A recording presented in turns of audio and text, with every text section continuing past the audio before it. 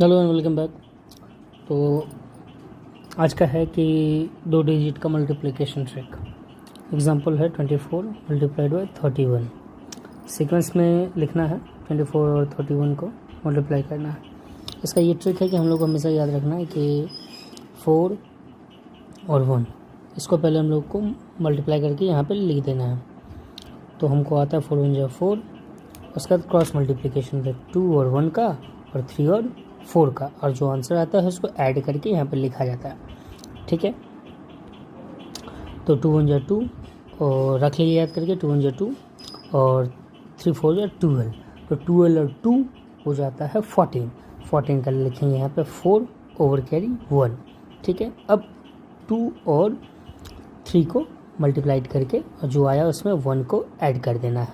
ठीक है, तो यहाँ पे आया 3 2 जा 6 ओवर कैरी 1 बचा हुआ, तो ये हो गया मेरा 7।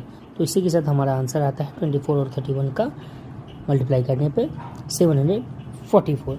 ठीक है, एक और एग्जांपल लेते हैं थोड़ा सा इससे हार्ड वाला, जिससे ज़्यादा समझ में हम लोग को आ जाए। ठीक है, तो एग्जांपल लेते हैं हम लोग। हमारा एग्जांपल है 68 और 75। सीक्वेंस में लिख लिए, इसको मल्टीप्लाई करना है। ठीक है, तो 8 5 जो 40 होता है, 40 का 0 लिख लो, ओवर कैरी बचा मेरा कितना 4।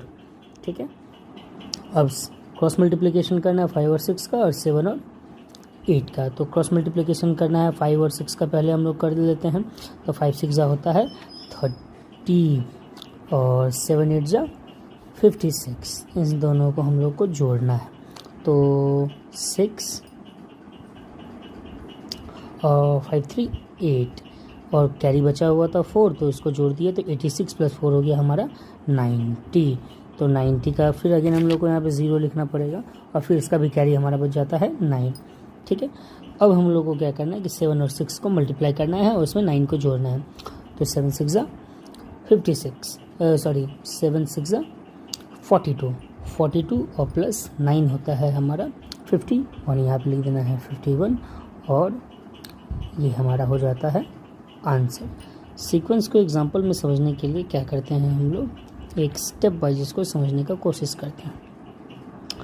तो पहला स्टेप हम लोग को याद रखना है कि पहला स्टेप होता है हमेशा कि हम लोग को जो नीचे में है उसको मल्टीप्लाई करना है। दूसरा स्टेप है क्रॉस मल्टीप्लिकेशन, और तीसरा स्टेप है हमारा जो हमारा डिजिट दिया गया है वो।